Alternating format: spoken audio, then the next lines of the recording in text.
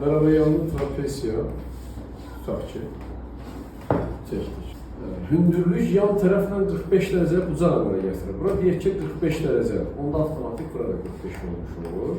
Və burada alır meraviyanlı düz bucaqlı, üst bucaq. Trapesiyanın hündürlüyü 8-dirsə, burada 8 olur.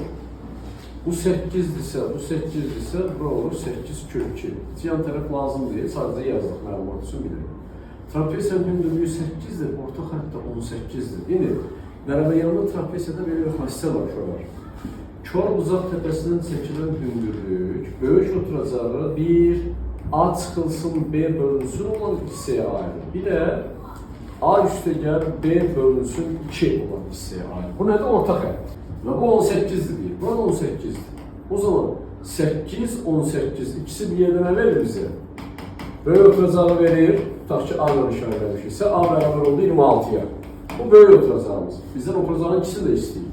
Hündürlüyün digərini də çəksək, bu 8 olduğuna görə, bu səfər burada 8-dir. İndi cəmi 18 olduğuna görə 8, bura qalır 10. Yəni, cəmi dediyim, buradan bura 18 idi. 8 buradırsa, ondan bura. Bura 10 olduğuna görə bu da 10'dur. Onda B də bərabər olur 10. Oturacaqları 10 və 26.